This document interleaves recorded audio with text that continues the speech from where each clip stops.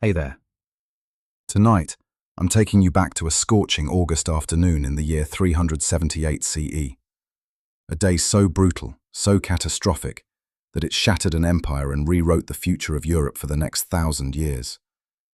Yet somehow, this battle has been nearly erased from popular memory. You are Marcus Flavius, a 32-year-old Roman legionary, standing in a dusty field 9 miles north of Adrianople, in what is now Turkey. The sun beats down mercilessly on your segmented armor. Your throat is parched. You've been marching since dawn without water, and the Gothic cavalry is forming a dark mass on the ridge before you. You can hear their war horns echoing across the valley. Welcome to the channel. Before we begin this journey through one of history's most pivotal, forgotten moments, let me know in the comments where you're watching from and what time it is there. Are you drifting off in California? Already dreaming in London? I read every comment. So, dim the lights. Get comfortable. Let the weight of your blankets anchor you safely in the present. Because tonight, you're going to live through the day Rome's invincibility died, and you're going to understand why everything that came after, every medieval kingdom, every feudal lord, every castle and crusade, traces back to this single, forgotten afternoon. Now, let's begin. You wake before dawn in the military camp outside Adrianople, your body stiff from sleeping on hard ground. The leather of your sandals is already cracking from weeks of forced marches through Thrace. Around you, 40,000 Roman soldiers are stirring, the largest army Emperor Valens has assembled in a decade. You've been chasing the Gothic tribes for months, and today, finally, you'll catch them. Your Optio, a grizzled veteran named Lucius, kicks your foot. Up, Flavius. Formation in 1 hour. You pull yourself up, joints protesting. You're not young anymore. 12 years in the legions have left your knees aching, and a scar running from your left shoulder to your elbow. But you're alive, which is more than many can say. The smell of wood smoke and unwashed bodies fills the air. Somewhere, a soldier vomits. Probably drank too much sour wine last night. You check your equipment mechanically. Gladius sharp, shield boards tight, helmet straps secure. The chainmail feels heavier than it used to. Emperor Valens himself is in camp, sleeping in a silk tent that seems absurd compared to your threadbare accommodation. Word spreads that Gothic envoys came last night, seeking terms. Valens refused them. He wants glory, wants to crush the Goths before his nephew Gratian arrives with Western reinforcements. The Emperor fears sharing credit for victory more than he fears defeat. You eat a breakfast of stale bread and olive oil. No water is distributed. The supply carts are somewhere behind, delayed. Your tongue already feels thick. A younger soldier, barely 18, asks you if you're frightened. You lie and say no. You fought Germans, Persians, and rebel Romans. But something about today feels different. The air itself seems to be holding its breath. The sun rises blood red over the Thracian plain. By the 3rd hour of morning, the legion is formed and marching northeast toward the reported Gothic position.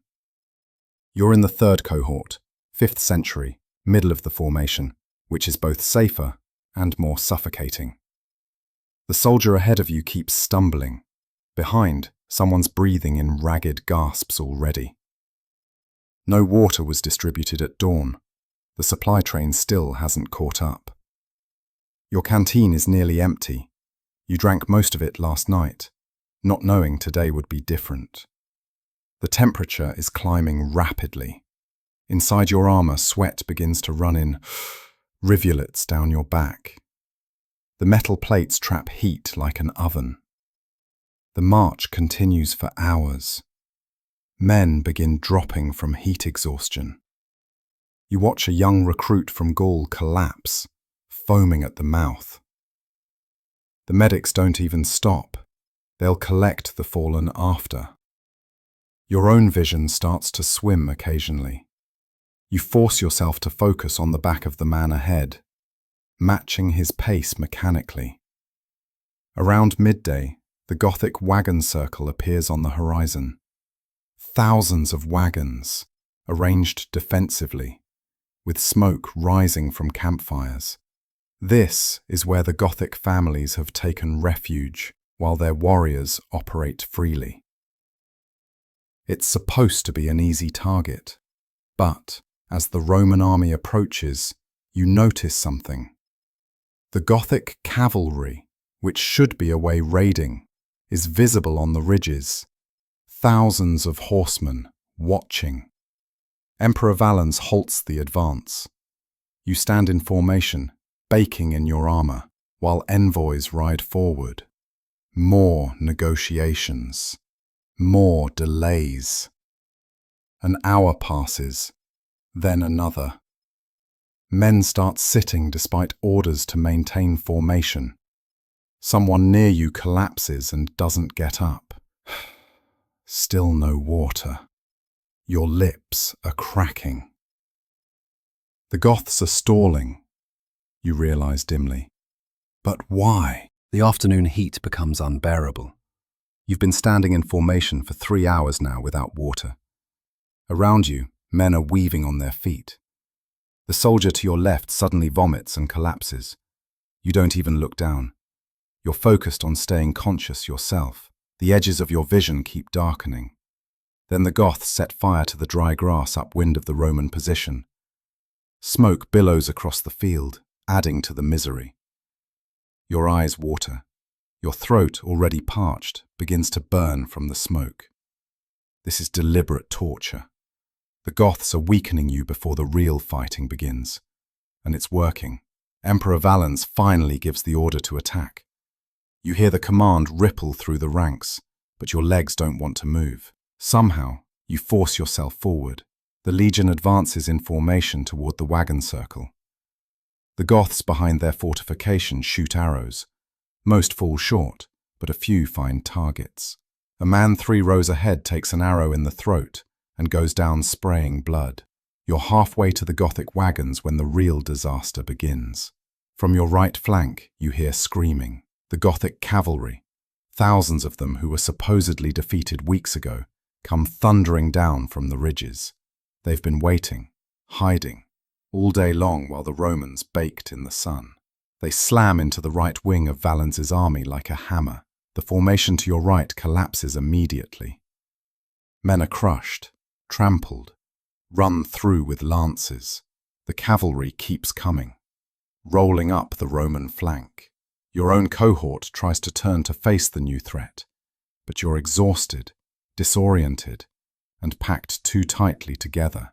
The Gothic horsemen are fresh, watered, and filled with fury. They've lost families, farms, everything to Roman persecution. Now they want revenge. The Gothic cavalry hits your formation like an avalanche. Men are thrown into the air by the impact of horses at full gallop. Lances punch through shields and armor as if they were cloth. You raise your shield just in time. A Gothic lance glances off the rim, numbing your arm. The horseman rides past, and you're still alive. But others around you aren't as fortunate. Blood sprays across your face from the man beside you. He's been cut nearly in half by a cavalry sword.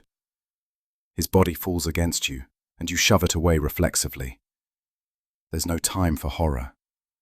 A Gothic rider is coming directly at you, his horse's eyes wild, foam flying from its mouth.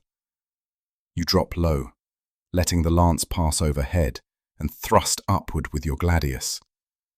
You feel the blade sink into the horse's belly.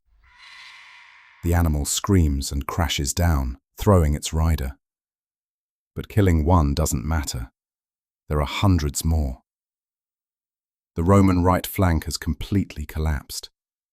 Men are running, throwing down shields and weapons, trying to escape the cavalry.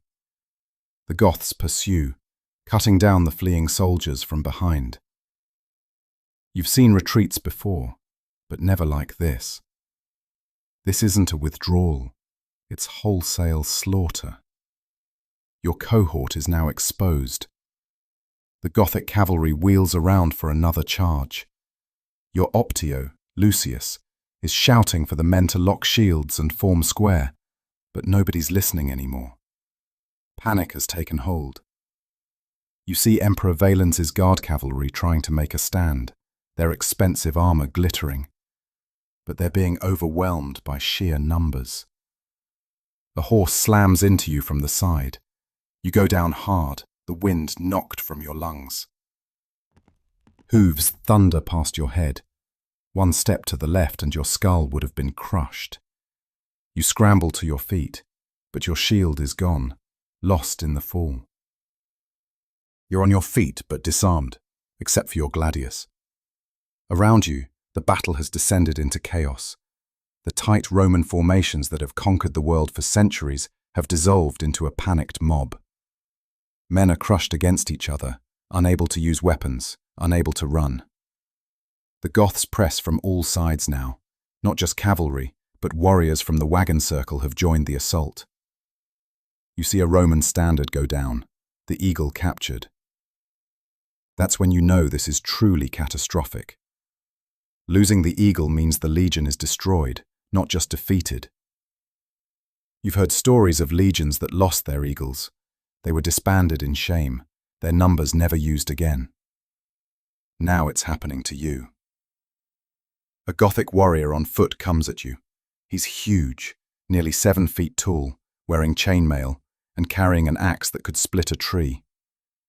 You're exhausted, dehydrated, and armed with only a short sword. But 12 years in the legions have taught you how to survive. You don't try to match his strength. When he swings the axe, you step inside its arc and drive your gladius up under his ribs. He goes down, you take his axe. The weight of the Gothic axe is both reassuring and terrifying. Reassuring because it's a better weapon for this chaos. Terrifying because you've abandoned your Roman arms. You're fighting for pure survival now. Not for Rome, not for glory, just to see tomorrow. Emperor Valens is somewhere in this nightmare. You see fragments of his guard, still fighting desperately, but they're being pulled down by sheer numbers. The emperor of the Eastern Roman Empire, ruler of millions, is about to die in a field in Thrace, and there's nothing you or anyone can do to save him. You fight your way toward a small group of Romans who've managed to form a defensive circle. There are maybe 30 men left from what was once a century of 80. You recognize none of them. They're from other cohorts, thrown together by disaster. An Optio you don't know nods at you as you join the circle. There's no talk, just grim determination to sell your lives expensively. The Goths attack in waves. They've learned that Roman discipline, even in defeat, makes you dangerous. But you're also trapped. The battlefield has become a killing floor. Bodies are piled so thick you're standing on corpses to keep formation. The smell is indescribable. Blood, shit, and fear mixed with smoke from the grass fires. You kill 3 more Goths. Or maybe 4, you've lost count. The axe is heavier than your gladius, and your arms are screaming with exhaustion. Each swing takes everything you have. Between attacks, you look for escape routes. There aren't any. You're surrounded by thousands of Goths, and behind you is the river, too far to reach. A Gothic warrior breaks through the circle's perimeter. You're the nearest Roman. He comes at you with a spear, thrusting for your belly. You sidestep, swing the axe, and take his arm off at the elbow. He doesn't scream, just looks at the stump in shock before falling. You step over him and back into the circle. The sun is lower now. You've been fighting for hours. Your mouth tastes like copper and ash. Your vision tunnels. You can only see what's directly in front of you. The young soldier who asked if you were scared this morning is next to you, and you realize he's dead on his feet, propped up by the press of bodies. The Gothic attacks begin to slacken as darkness approaches. Not because they're beaten, they're not, but because they've won so completely that there's no urgency left. Your defensive circle has shrunk to maybe 15 men. You've all been wounded at least once. Your left shoulder is bleeding from a cut you don't even remember receiving. The axe in your hands feels like it weighs 1,000 pounds. A Gothic commander rides up on horseback. He's older, wearing Roman armor he's obviously looted. He speaks to you in broken Latin. "Surrender! You fought well. We take you slave, not kill." It's the closest thing to mercy you'll hear today. Around your circle, other Goths stop attacking, waiting to see what you'll do. The Optio, who's been leading your group, looks at the remaining men. Most can barely stand. He asks for your opinion. You've lost your shield, your helmet, your legion, your emperor, and your empire's invincibility, all in one afternoon. What's left to surrender? You nod. One by one, the surviving Romans drop their weapons. The Goths move in quickly, stripping you of armor, boots, and anything valuable. They bind your hands with leather strips. You're too exhausted to resist. You watch the battlefield under the dying light. Bodies everywhere, thousands of them. Most wear Roman red. The eagles of multiple legions lie trampled in the mud. Emperor Valens is dead, though no one's found his body yet. 2/3 of the Roman army is destroyed. A Gothic woman spits on you as you're led past the wagon circle. You don't react. You're beyond caring. You're marched northeast with the other prisoners, maybe 300 men from an army of 40,000. Behind you, the Goths begin celebrating. Ahead, the road to slavery stretches into darkness. The march continues through the night. You're herded like cattle, barefoot on rocky ground, hands bound, no water since that single drink hours ago. Men collapse and are dragged to their feet by Gothic guards. If they can't walk, they're killed, with a casual efficiency that's somehow more terrifying than the battle itself. You keep moving, through sheer survival instinct. By dawn, you've reached a Gothic settlement, a temporary camp of wagons and tents.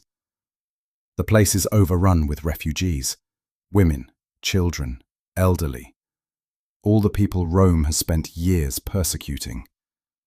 They've fled across the Danube seeking asylum, and Rome starved them, cheated them, enslaved them.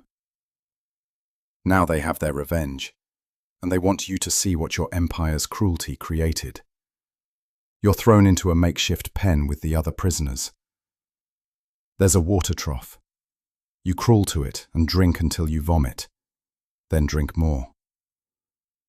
Your body is shutting down from yesterday's heat and trauma. You lie in the mud, shaking, unable to get warm despite the morning sun.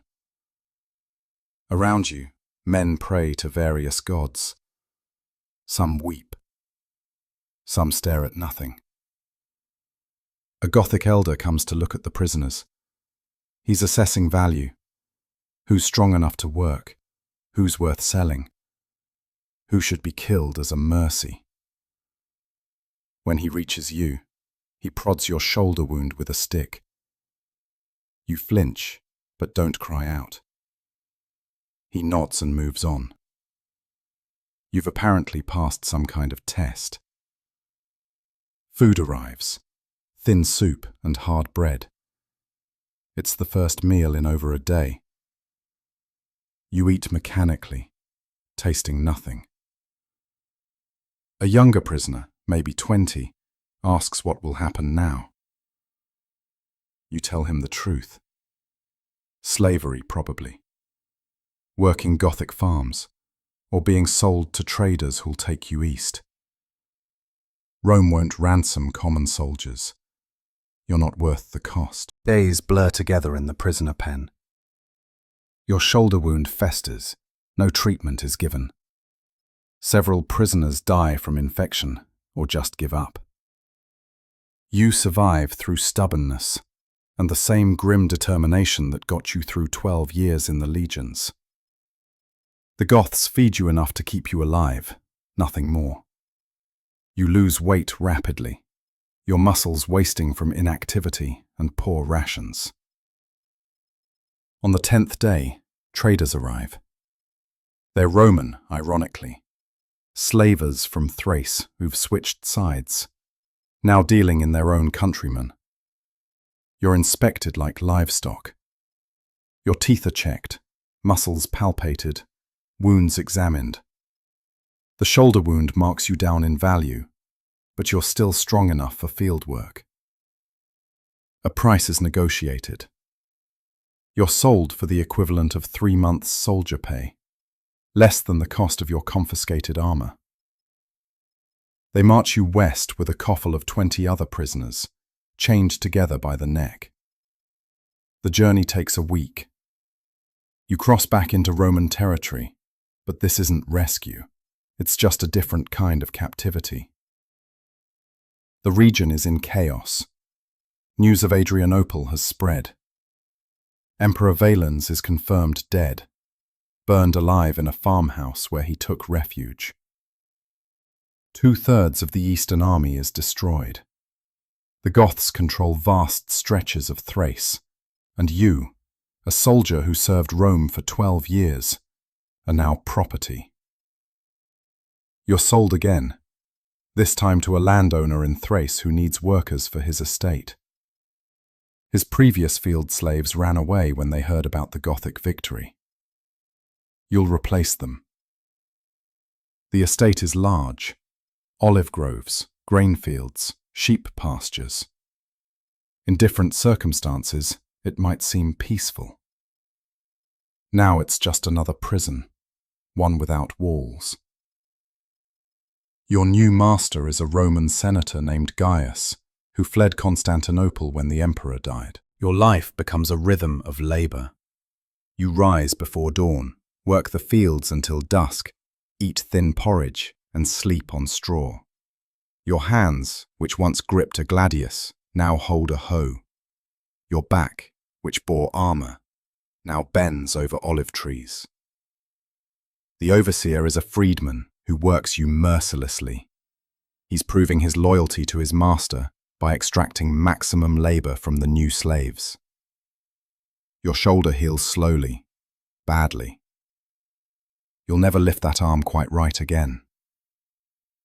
But you adapt. You learn to favor your right side, to use leverage instead of strength. The other slaves are a mix of war prisoners like yourself and people sold for debt. One is even a former Gothic warrior, captured in an earlier campaign. The irony isn't lost on either of you. Months pass. Autumn comes, then winter. News filters in through traveling merchants. The Goths are rampaging through Thrace, unchecked. The new Emperor Theodosius is trying to rebuild the army, but it will take years. The battle you survived, people are calling it Adrianople, is being recognized as a catastrophe of unprecedented scale. Rome hasn't lost like this since Cannae, 600 years ago. You dream about the battle. Always the same dream. You're standing in formation. The sun is beating down, and you're desperately thirsty. The Gothic cavalry appears on the ridge. You try to shout a warning, but no sound comes out. You wake up most nights covered in sweat, your heart racing. The other slaves learn to ignore your nightmares. One night, a new slave arrives, a former officer from your legion. He recognizes you immediately. His name is Decimus, and he was a centurion. Now he's property, just like you. He tells you that fewer than 1,000 men from your legion survived. The eagle was never recovered. Decimus's arrival changes something in you. For months you've existed, survived, but not really lived. Now, talking with someone who shared that nightmare at Adrianople, the memories come flooding back. You sit in the slave quarters at night, speaking in whispering whispers about the battle. How the cavalry appeared, how the formations collapsed, how the emperor died. Decimus tells you details you didn't know. How the imperial guard fought to the last man, how entire cohorts were surrounded and butchered, how the Goths captured so much equipment they could arm 10,000 men in Roman style.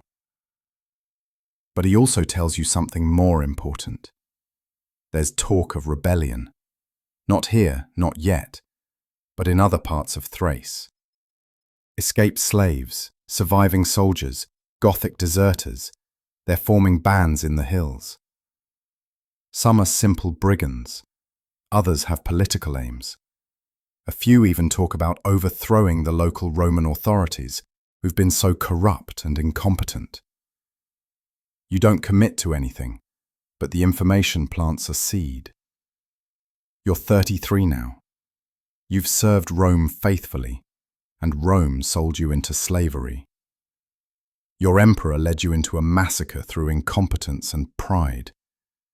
Your commanders abandoned the survivors. You owe the empire nothing. But you're not sure you're ready to become an outlaw either. Winter deepens. The work lightens. There's less to do in the fields. You spend more time in the quarters, talking with Decimus and the Gothic warrior, whose name is Alaric, ironically the same name as the Gothic leader who's terrorizing Thrace. Alaric the slave tells you about Gothic culture, their sense of honor, their reasons for rebelling against Rome. You start to understand that Adrianople wasn't just a battle.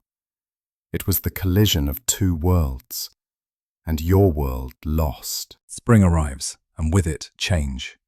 The estate's overseer dies, some kind of fever. Your master Gaius appoints a new overseer, but he's less brutal, more practical. The work is still hard, but there's less arbitrary cruelty. You begin to regain some strength, though your shoulder will never be the same. You can lift a hoe, but you'll never hold a shield properly again. One afternoon, you're working near the estate's boundary when you see riders in the distance. They're not Romans, you can tell by their riding style.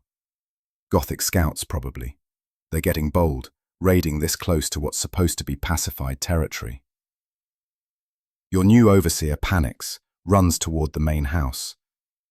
You and the other field slaves are left alone. Decimus looks at you. We could run.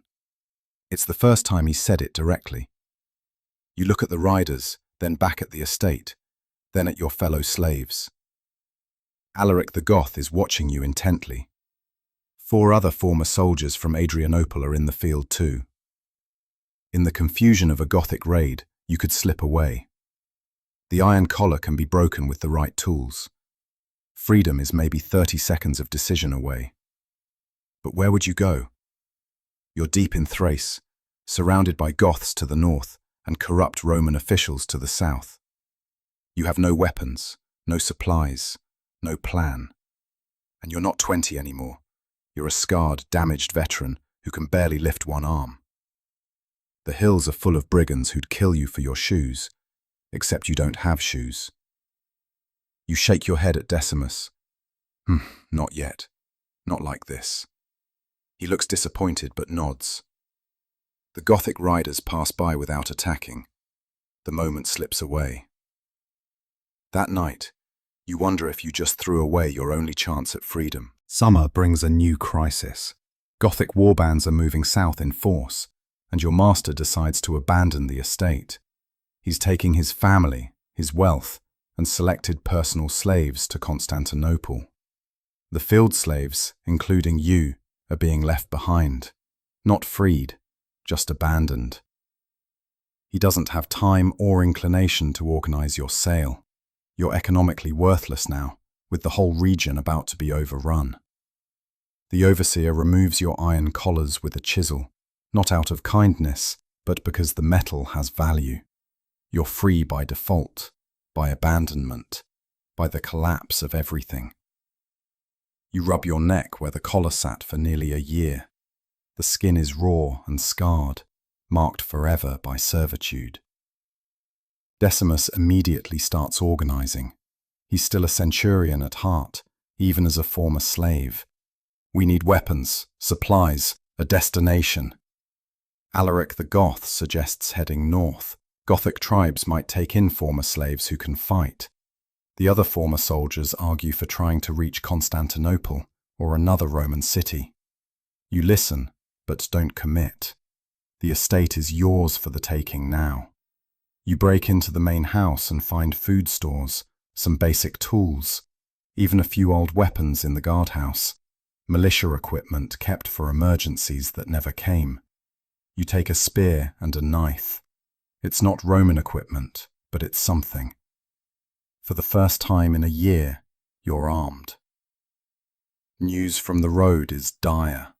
The Goths defeated another Roman army at some place called Marcianopolis. Theodosius, the new emperor, is suing for peace. The terms being discussed would grant the Goths land inside the empire, allow them to settle as semi-independent federates. The world you knew, Roman supremacy, military invincibility, is truly finished. Adrianople didn't just end a battle, it ended an age. Your group of freed slaves numbers 15. 7 former Roman soldiers, including yourself and Decimus, Alaric the Goth, and 7 others who are enslaved for debt or crime. It's not an army, but it's not nothing either. You move at night, avoiding roads where possible. Your destination is unclear. You're just moving away from the advancing Goths, generally south and west.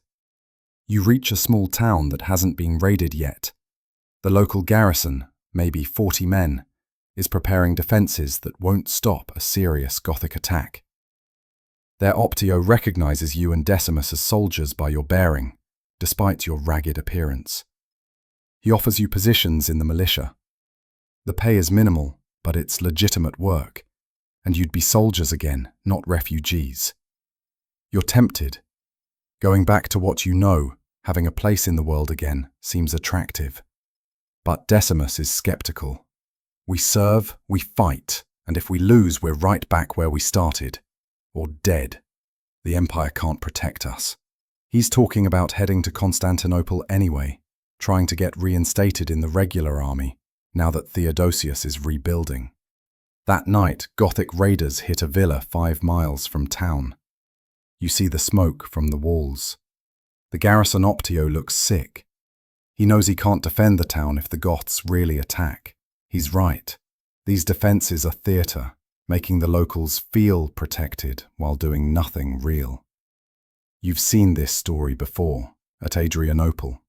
Inadequate preparation, overconfident leadership, disaster waiting to happen.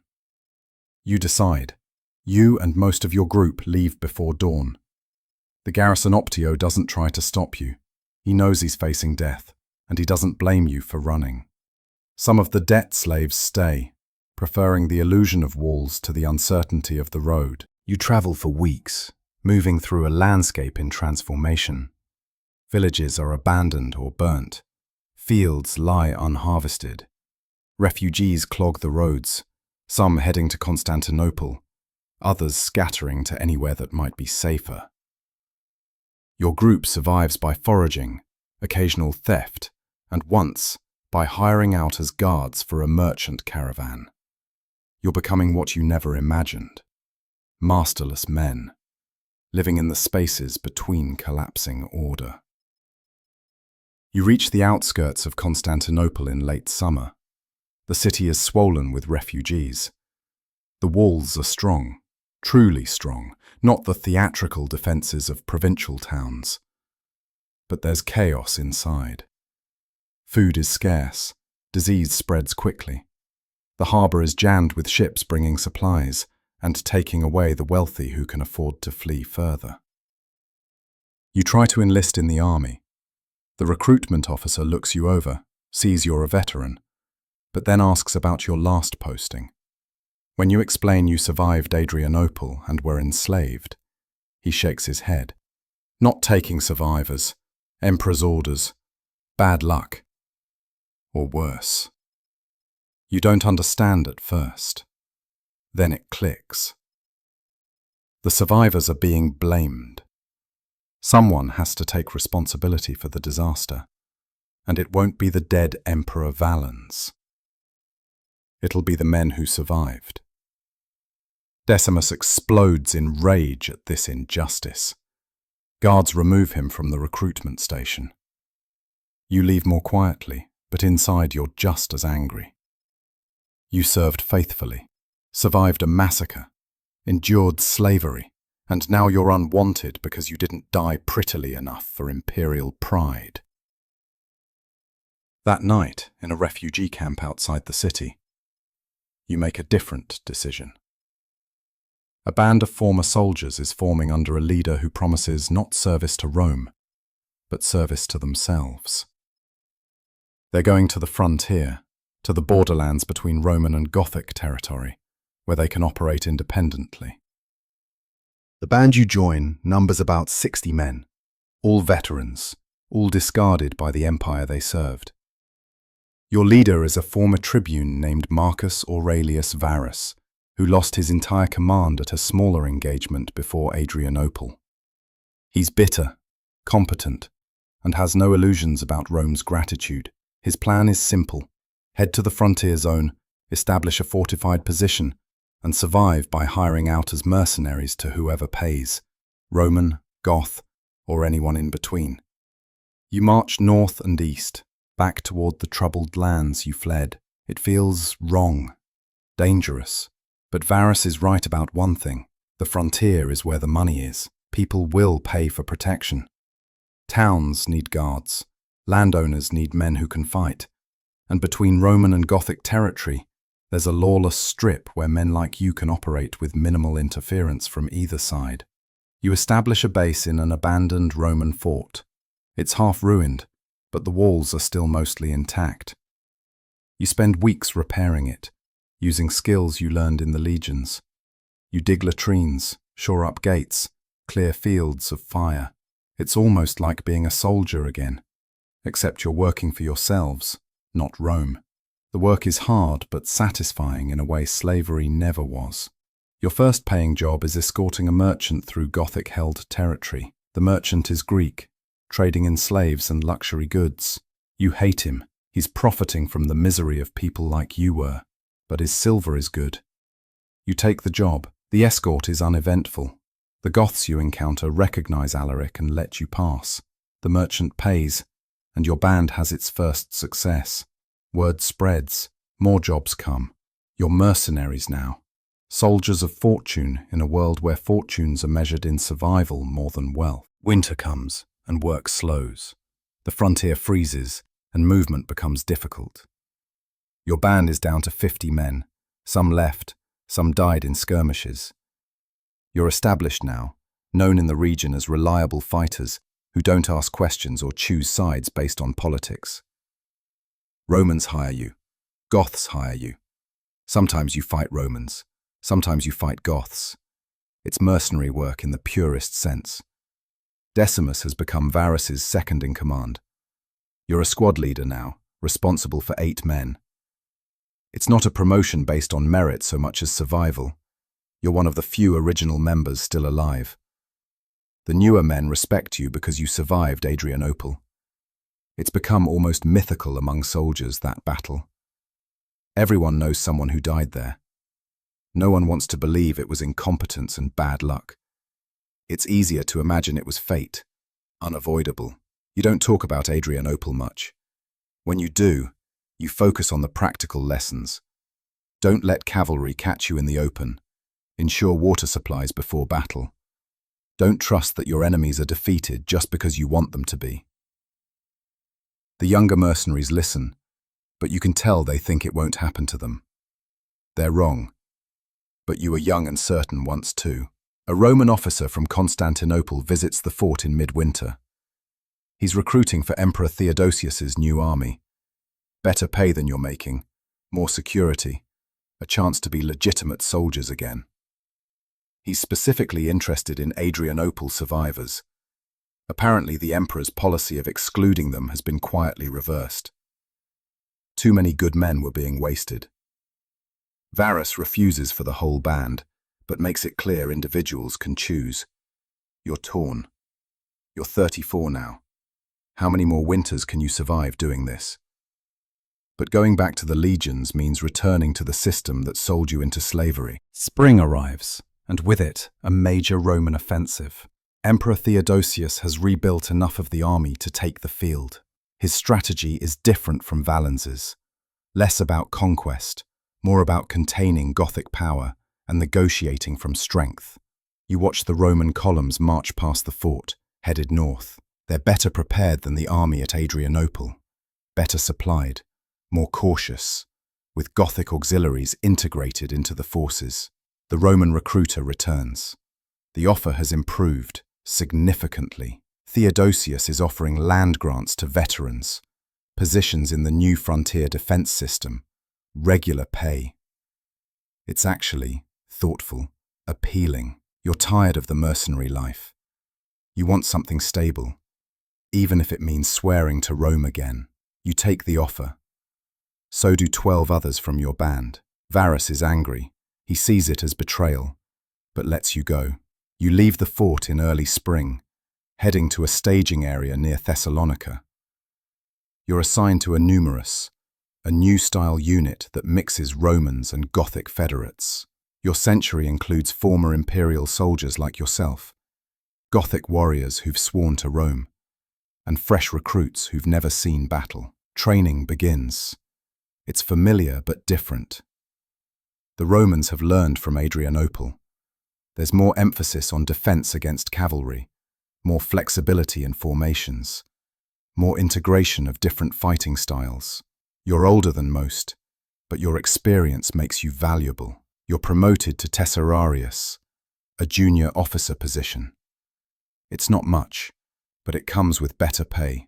The campaign begins in summer. You march north into Gothic-held territory. This time, there's adequate water, supply trains that keep up, and commanders who actually scout ahead. You participate in several small engagements. The Goths avoid major battles. They've learned too. Both sides are feeling out new boundaries, new rules for how this changed world will work. The campaign continues through summer and into autumn. You fight a dozen small actions, ambushes, skirmishes, one serious battle where your numerus holds the line while cavalry maneuvers.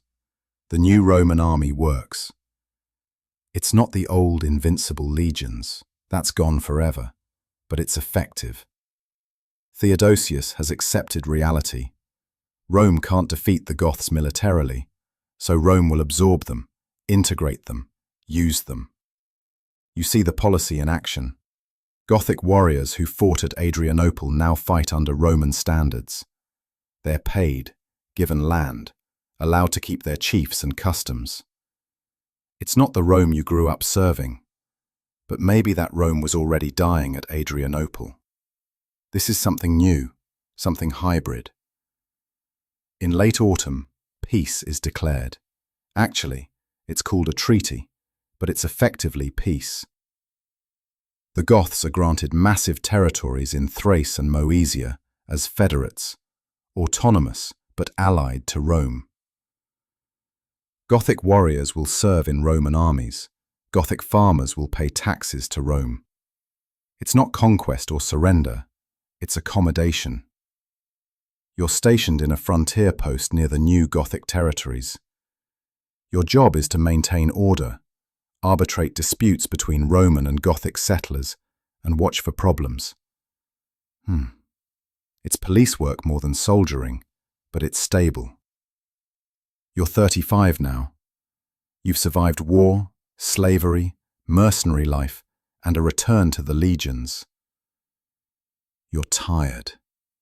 The land grant comes through, 50 acres on the Moesian frontier. It's rough land, barely farmable, but it's yours. You're given discharge papers, honourable after all these years. You can settle, farm, maybe find a wife. It's not the life you imagined 20 years ago when you joined the legions, but it's a life. You stand on your land for the first time in winter. The soil is frozen. The nearest neighbors are a Gothic family who were at Adrianople too, on the other side. You spend winter building a rough shelter on your land. More a shed than a house, but it keeps out the worst weather. Your neighbors, the Gothic family, help in exchange for labor you'll owe them in spring. The father's name is Fritigern, not the famous Gothic leader, just a common name among his people. He was a warrior at Adrianople. You were on opposite sides, killing each other's comrades. Now you're helping him repair his barn in exchange for assistance with your roof. It's strange, this peace. You don't speak Gothic beyond a few words. He doesn't speak Latin beyond a few words, but you share soldiers' talk, the universal language of men who've seen battle. You show him your shoulder scar. He shows you where a Roman pilum went through his leg. You both shake your heads at the waste of it all. Spring comes, and you plant. You've never farmed before. You were a soldier from recruitment age. Everything is learned from neighbors by trial and error. Your first field is pathetic, but some crops grow. Fritigern's family shares food when your harvest isn't enough. You repay by helping with their heavier work. Your old soldier's strength is useful, even if your farming knowledge isn't. A traveling merchant brings news. Emperor Theodosius has consolidated power. The Gothic federates are integrating well. There's even talk of Gothic nobles serving in high imperial positions. The world keeps changing. You don't pay much attention. Politics feels distant from your daily struggle to make land yield food. You're 36 in summer when a woman arrives at your property. She's a widow, Roman, displaced by the wars. She's looking for work, for a place to stay. You're looking for someone who knows farming, and preferably how to cook something other than campaign rations. It's practical arrangement, but it could become more. Her name is Julia. She's 5 years younger than you, practical and hard-working. She was married to a soldier who died before Adrianople. Fever, not battle. She knows how to farm because she grew up on agricultural land before marrying into military life. Within weeks, your property is running better than you managed alone. She knows what crops will grow in this soil, how to preserve food for winter, how to manage the small livestock you've acquired. You marry in summer, a simple ceremony with Fritigern's family and a few other settlers as witnesses. There's no priest. The nearest church is a day's walk. You simply declare yourselves married before witnesses, exchange what little you have to exchange, and that's it. You're a married man, a farmer, a settled civilian. It feels stranger than battle. Life becomes routine in a way you never experienced as a soldier. You wake at dawn, work the land, eat simple meals, sleep at dusk. Your body changes, less lean muscle, more functional bulk. You can't run like you once could, but you can work all day without tiring. Your shoulder still bothers you sometimes, especially in cold weather, but you adapt. News from the wider world filters in occasionally. Theodosius has settled the Gothic question, mostly. There are problems elsewhere. Usurpers, border raids, religious conflicts. But Thrace is relatively stable. The scars of Adrianople are fading. Farms are being rebuilt. Trade is returning. Young people who didn't live through the war don't understand why the older generation sometimes wakes up screaming from dreams of cavalry charges. You're 38 when Julia tells you she's pregnant. The news is shocking and terrifying. You've survived so much, but the idea of being responsible for a child fills you with fears you never felt facing Gothic warriors. What kind of world are you bringing a child into? Your son is born in early spring.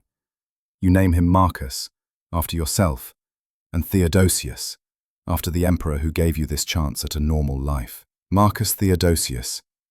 It's presumptuous naming a farmer's son after an emperor, but you've survived enough to earn some presumption. Fatherhood is terrifying. You've killed men, survived battles and slavery, but holding this tiny, fragile human being fills you with dread. Every cough, every fever, every moment he's quiet too long sends you into panic. Julia is calmer, more practical. She's seen children born and raised. You've seen men die in 1,000 ways and can't stop imagining all the dangers. The farm continues. You work harder now, driven by need to provide for your family. Your son grows from infant to toddler. He's healthy, loud, and fearless in the way small children are. You teach him carefully curated things, how to be careful around livestock, how to identify useful plants, how to treat neighbors with respect. You don't teach him about war. You've hidden your gladius in the barn. You never speak of Adrianople around him. But Fritigern's oldest son, a boy of 10, knows his father was a warrior. The Gothic children play war games, reenacting their people's great victory. Your son wants to play too. You watch from the field as children play battle, making the sounds of combat, falling dramatically dead. It's innocent, just play. But it makes you sick to watch. Those children are playing at the worst day of your life. You're 40 when a messenger arrives from the provincial governor. There's been a revolt in Gaul. The empire needs veteran soldiers, the pay is excellent, and your family would receive land grants if you die in service. Julia reads the message to you. You never learned letters well. She looks at you, waiting for your decision. You don't go to Gaul. You don't even consider it seriously. That life is over. You're a farmer now, a father, a husband. The wars can happen without you. Let younger men with less to lose chase imperial glory. You've seen where glory leads. Mass graves and forgotten battles. Years pass quietly. Your son grows. You have a daughter 2 years later. Julia insists on naming her after her mother. You're a family. Your farm prospers modestly. You're not wealthy, but you eat regularly, and that's more than many can say. The frontier remains mostly peaceful. The Gothic federates have integrated enough that the distinction between Roman and Gothic is blurring, at least here on the borderlands. You're 45 when Fritigern dies. Just age and winter fever. Nothing dramatic. You help his family with the burial, then help his oldest son take over the farm. The boy, he's a man now, 24, remembers you helping his father years ago. The cycle of frontier mutual dependence continues. Your own son is 10 now, and you begin teaching him practical skills. Farming, obviously, but also how to read a little. Julia taught you over the years, and you pass it on. You teach him to think before acting, to value life because it's fragile. You don't teach him to be a soldier. When he asks about your scars, you tell him you got them working on bad land, which is partly true. Slavery was bad land. One evening, travelers pass through seeking shelter for the night. They're military, frontier garrison heading to new posting. Around the fire, they tell stories of recent campaigns. It's all unfamiliar to you. New enemies, new provinces, new problems. The empire keeps fighting, keeps struggling, but the battles have moved elsewhere. Thrace, scarred by Adrianople, has become a backwater. That suits you fine. You're 50 when the next crisis arrives. The Gothic federates, integrated for years, rebel again. Different leaders, different grievances, but the pattern repeats. The provincial governor sends levies. Every settlement must provide men and supplies. Your son is 15 now, of age to be conscripted. You won't allow it. You travel to the provincial capital, something you've never done. The city is small, dirty, and full of desperate officials trying to raise an army they can't afford or command. You find the recruitment officer and offer a deal. You'll pay gold, your life's savings, to exempt your son from the levy. The officer barely hesitates before accepting. Corruption is the only thing working efficiently in the empire these days. You return home poorer, but relieved. Your son doesn't understand why you did it. He's 15, full of pride and courage and stupidity. You tell him the truth, finally. You tell him about Adrianople, about standing in that field, dying of thirst, watching the cavalry charge, killing men and being killed, about slavery, about the iron collar scars on your neck that he never asked about everything you've never spoken of. He listens, horrified and fascinated. When you finish, he asks if you were brave. You tell him you were terrified, always, and bravery is just terror that you survive. You tell him the army isn't about glory, it's about dying for men who'll sell you into slavery if you're inconvenient. You tell him the best revenge against all of it is to live, to farm, to raise a family, to be boring and peaceful and alive. He's quiet for days after, processing. Then he comes to you in the field and says he understands, that he'll stay and farm. You embrace him, and something inside you finally releases, a tension you've carried for 30 years. The rebellion is crushed, though you don't see any of it. The provincial garrison handles it locally. Life continues. Your daughter marries at 16, a young man from a neighbouring farm, half Gothic, half Roman. The new generation that doesn't care much about the distinctions that once meant everything.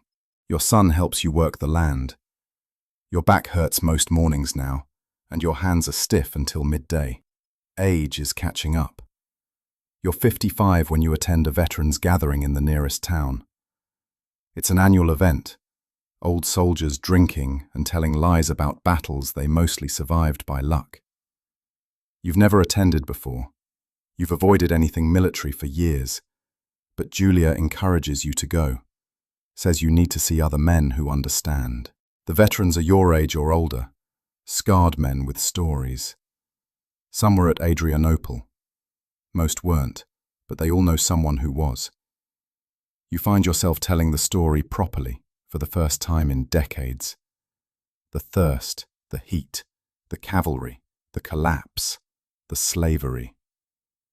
They listen in silence, and when you finish, an old man, he must be 70, says simply, "You survived. That's enough." It is enough.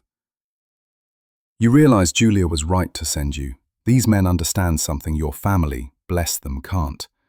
They understand that survival itself is victory, that going home and farming is braver than chasing more battles. You're not a coward for walking away, you're a survivor, and survival is its own form of courage. You return home lighter somehow. The nightmares that still occasionally wake you seem less oppressive.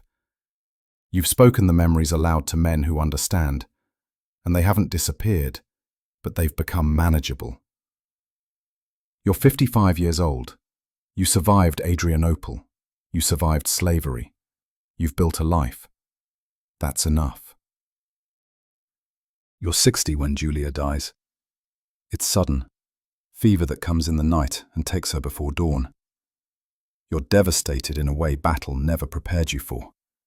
You've seen men die violently, quickly. But this quiet domestic death is somehow worse. She's been your anchor for 20 years. The reason the farm worked. The reason you became someone other than a broken soldier. Your son and daughter help you through the grief. Your son runs the farm now. You work when you can, but your body is failing in small ways. Your hands shake. Your back won't straighten some mornings. You can't see well enough to work by firelight. You're becoming an old man, and it's happening faster than you expected. You spend more time sitting outside the house, watching the land you've worked for decades. Your grandchildren, 3 now from your daughter's marriage, play in the yard. They've never known war. They grow up on a peaceful frontier where Roman and Goth are just descriptions, not enemies. They think your stories about cavalry charges and iron collars are fantasy, like myths of gods and heroes. That's good. Let them think war is myth. You're 62 when you hear Emperor Theodosius has died. The news filters slowly to the frontier.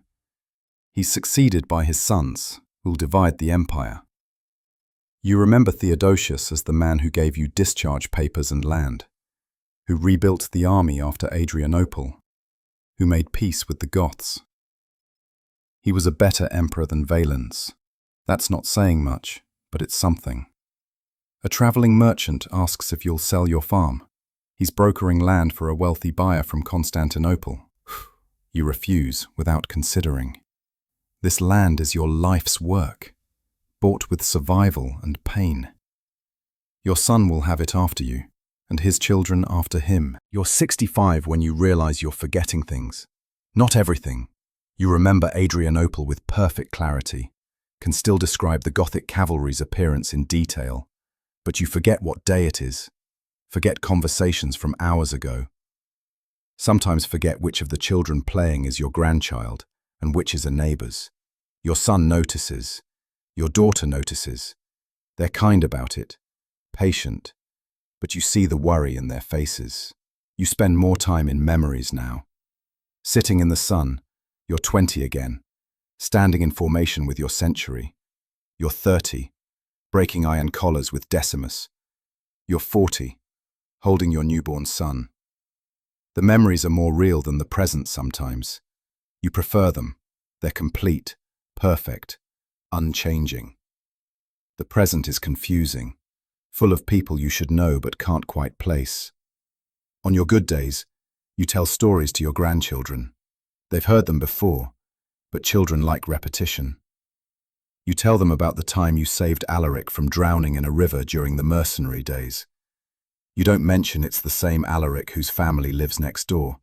That's too complicated. You tell them about learning to farm, about your first harvest, about their grandmother's cooking. You don't tell them about Adrianople anymore. The memories are too clear, too violent, too real. They'd give you nightmares. Your son brings a traveling doctor to examine you. The doctor is Greek, educated, expensive. He examines you carefully and tells your son, in Latin he thinks you can't hear or won't understand, that your mind is failing with age. There's no treatment. Keep you comfortable, keep you safe, let you live out your days in peace. Your son pays him and thanks him. You sit in the sun and remember being young, strong, afraid, alive. You're 67 when you stop leaving the house. Your legs won't support you reliably anymore. And the one time you fell, you couldn't get up without help. Your son carries you outside on good days, sets you in the sun. You sit wrapped in blankets even in summer, always cold now. The world has narrowed to the space you can see from your chair. Your great-grandchildren are being born now. You hold them sometimes. Your children place infants in your arms carefully, watching to make sure you don't drop them. You don't always know who they are, but you smile at babies. Some instinct deeper than failing memory recognizes new life. Most days, you're not sure what year it is. Sometimes you think you're still in the legions, waiting for orders. Sometimes you call for your Optio Lucius. Dead these 40 years. Sometimes you speak Gothic to your son, mixing up languages and memories. Sometimes you're lucid, present, yourself, and those moments are worst because you understand what you've become. On a clear autumn day, sitting in the sun, you have one of those lucid moments. You look at your farm, the solid house your son maintains, the productive fields, the children playing safely. You realize with sudden clarity that this is what you survived for. Not glory, not Rome. This, family, peace, boring continuity. You survived Adrianople so that your great-grandchildren could play in a yard and never know what cavalry charges sound like. You try to tell your son this, but the words come out wrong, jumbled. He nods anyway, pretending to understand. But you think maybe he does understand, somewhere. He chose the farm too. He chose peace. The lesson took, even if you can't articulate it anymore. That night you sleep deeply, dreamlessly, for the first time in decades. You're 68 when winter comes. You're bedridden now, too weak to sit up without help. Your son has moved your bed near the hearth, so you're always warm. Your daughter visits daily. Your grandchildren peek in sometimes, whispering, frightened by how you look. Your great-grandchildren don't visit. They're too young to understand, and the sight of you might frighten them. You drift between sleep and waking, between present and past. You're in the field at Adrianople, but the sun isn't hot anymore. It's warm, gentle. The Gothic cavalry approaches, but you're not afraid. You're standing in the slave pen, but the iron collar is light as air. You're holding Julia, young again, and she's smiling. Time has no meaning. All your life is happening at once. Your son sits with you for hours. He holds your hand and talks about the farm, about his children, about harvests and neighbors. You don't understand the words, but his voice is comforting. Sometimes you grip his hand with surprising strength. Sometimes you call him by other names. Your fathers, your Optios, Decimuses. He answers to all of them. A priest comes. You don't remember requesting one, but your family has. He performs last rites, speaks Latin prayers over you. You recognize some words, old prayers from the legions, asking Mars to accept a soldier's spirit. Except the priest is talking about a different god now. The Christian god that's taken over the empire since you were young. You don't mind. Gods are gods. You've survived too much to worry about theology. You're dreaming, or maybe dying. The distinction is unclear. When you see them, your century, standing in formation, Lucius the Optio, the young soldier who asked if you were frightened, the men who died at Adrianople. They're whole, young, smiling. They're waiting for you. Marcus Flavius dies in the early hours of morning, with his son holding his hand. He doesn't wake, doesn't struggle. His breathing simply stops, and he's gone. He's 68 years old. He survived 12 years in the legions, the catastrophe at Adrianople, a year of slavery, years as a mercenary, and 40 years as a farmer. He died in his own bed, in his own house, on his own land, surrounded by family. For a Roman soldier of his generation, that's not just survival, it's victory. His son washes his body according to custom. The old scars are still visible. The shoulder wound from Adrianople, the marks on his wrists from slave bonds, calluses from decades of farm work. His neck, if you look closely in right light, still shows the faintest discoloration where an iron collar sat for a year.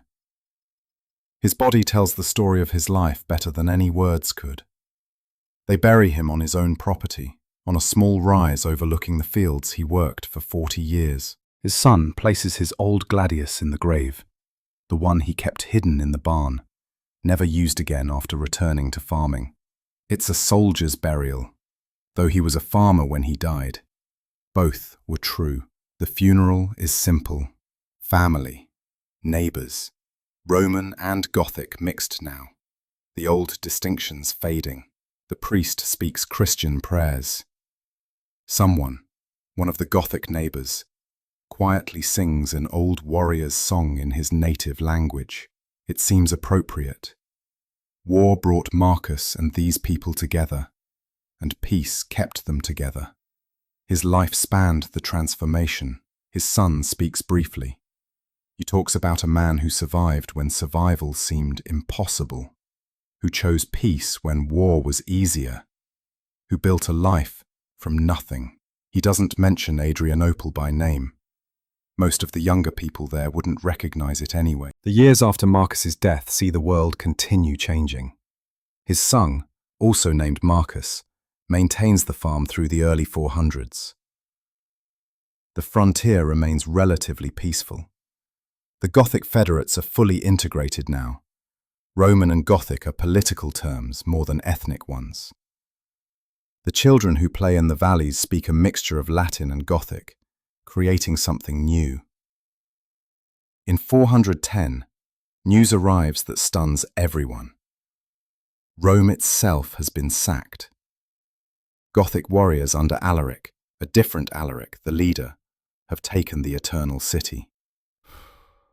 The elderly people on the frontier, who remember when Rome seemed invincible, are shaken.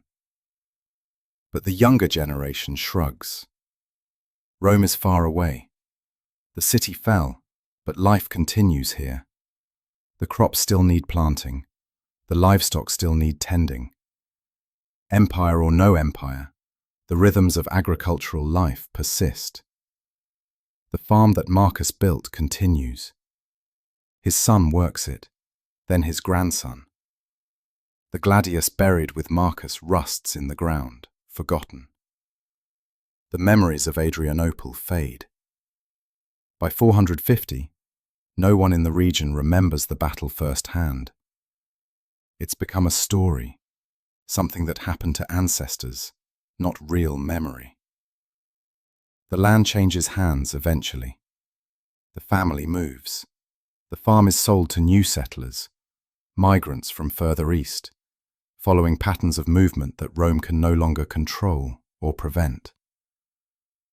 The house Marcus built with his own hands is modified, expanded, eventually replaced.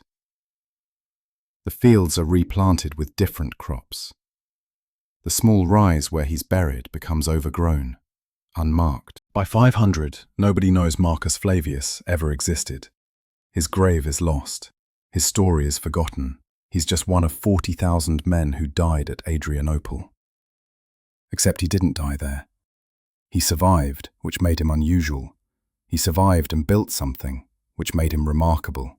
But remarkable or not, time erases everyone eventually. The Roman Empire in the West collapses slowly, then suddenly.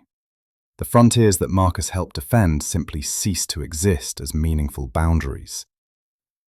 The provincial system breaks down. Tax collection stops.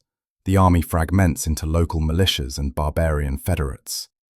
By 476, there's no Western Roman emperor anymore, just regional strongmen, Gothic kings, and the remnants of Roman administration, serving new masters. The land where Marcus lived becomes part of a Gothic kingdom, then a different kingdom, then part of the Byzantine sphere, then something else.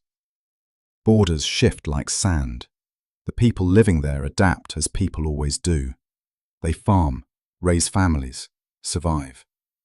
Some speak Latin, some speak Gothic, most speak mixtures. The old categories become meaningless. The Battle of Adrianople, forgotten by common people, is remembered by historians. They write about it in monasteries, analyzing what went wrong. Was it Emperor Valens's arrogance, inadequate intelligence about Gothic strength, the heat and exhaustion of the Roman troops, the effectiveness of Gothic cavalry? Historians debate causes and assign blame to the dead who can't defend themselves. They get most of it wrong. They write about grand strategies and political decisions, about barbarian invasions and the fall of Rome.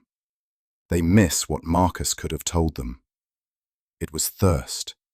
It was standing in armor under the August sun without water. It was commanders making decisions based on pride rather than intelligence. It was cavalry appearing where they weren't supposed to be.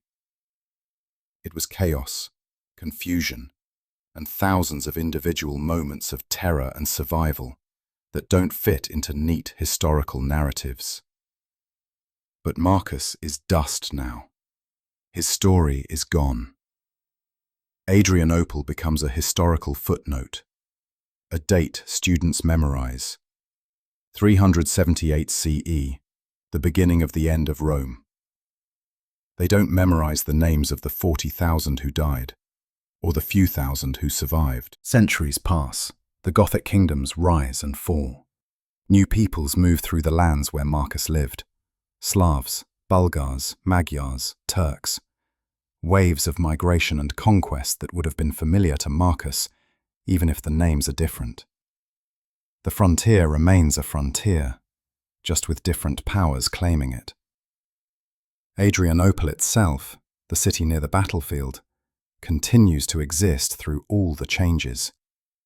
It's called different names: Hadrianopolis, Edene, other variations. Armies fight over it repeatedly. Byzantines, Bulgars, Crusaders, Ottomans.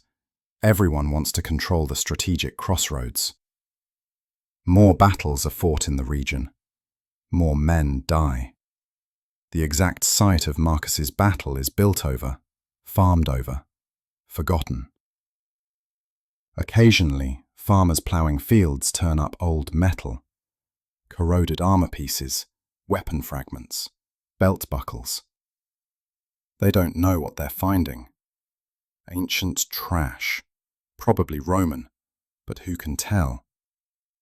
The metal gets melted down and reused. Any artifacts that survive get scattered, sold to collectors, end up in museums with vague labels. Roman military equipment, 4th century, found near Adrianople. In the 19th century, European scholars become obsessed with Rome's fall. They write thick books analyzing why the empire collapsed. Adrianople features prominently. A turning point, they call it. The day Rome's military supremacy ended. They're not wrong exactly, but they're analyzing abstractions. They write about Roman military failure and barbarian vitality and civilizational decline. None of them mention thirst. None mention the individual soldiers standing in that August heat. None imagine what it felt like to watch cavalry appear on the ridge, to know you're about to die, and then somehow survive anyway. They can't. They weren't there. Marcus was, but Marcus is gone, lost to time like all the others who fought that day. In the modern era, Adrianople is studied in military academies. Future officers analyze the battle for lessons about command, logistics, intelligence failure. They study maps and troop dispositions, debate what Emperor Valens should have done differently. They learn important tactical principles. Don't engage without adequate reconnaissance. Ensure supply lines. Don't underestimate enemy capabilities. They're not wrong. These are good lessons. But they're teaching about decision-making at the command level. None of them ask what Marcus would teach: how to survive when commanders fail, how to adapt when everything goes wrong, how to keep living after you've lost everything, how to build a life from disaster. Occasionally, archaeologists excavate near the battlefield site. They find mass graves, jumbled bones from hasty burials after the battle. 40,000 Romans died, and the dead were buried in pits. The archaeologists carefully excavate, document, study the remains. Some bodies show evidence of sword wounds. Some show signs of trampling. Most show signs of death by dehydration or heat stroke before the actual battle began. The archaeologists write papers about their findings. The papers are published in academic journals. Students read them for doctoral theses. The circle of knowledge slowly narrows, becoming more specialized, more disconnected from reality. Nobody reading these papers imagines thirst. Nobody imagines what 40,000 dying men sounded like. Nobody thinks about the survivors, because history doesn't really care about survivors. It cares about the dramatic moment, the battle, the defeat, the fall of empire. What happens after, how people rebuilt their lives, how they survived. That's too mundane for grand narratives. Marcus's story of survival and farming can't compete with the spectacular catastrophe of Adrianople itself. But his story was the more difficult one. Anyone can die in a battle. Surviving and building something afterward, that takes real courage. Today, on the site where Marcus Flavius fought and survived, there's a city, Edirne, Turkey, a place of over 150,000 people, with mosques and universities and coffee shops and traffic. People live their ordinary lives, completely unaware that beneath the streets lie the bones of one of history's most significant battles. They go to work, raise children, worry about bills and relationships and the future. Occasionally, construction crews digging foundations turn up ancient remains. Work stops briefly while archaeologists are called.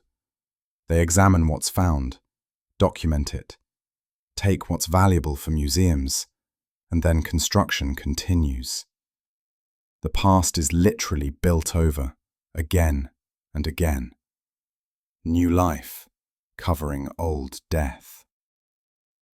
If you know where to look, there's a small museum in Aderna with artifacts from the battle.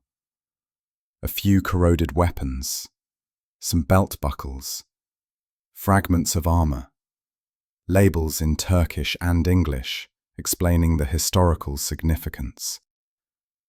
A handful of tourists visit each year, take photos, move on to the next site. The battle that decided Europe's fate for 1,000 years is now a minor tourist attraction between lunch and dinner. Marcus Flavius is completely forgotten. His name appears in no records. His story is lost. If you could somehow tell his story to the people of modern Aderna, they wouldn't understand its significance. A Roman soldier who survived a battle and became a farmer? That's not history. That's just a life. But maybe that's the point. The grand historical narratives, empires falling, civilizations clashing, are made up of countless individual lives like Marcus's. People who survived when they shouldn't have. People who adapted when everything changed. People who chose to live and build, rather than give up or seek revenge. History happened to Marcus, but he didn't let that destroy him. He survived. He built. He became boring. That was his victory.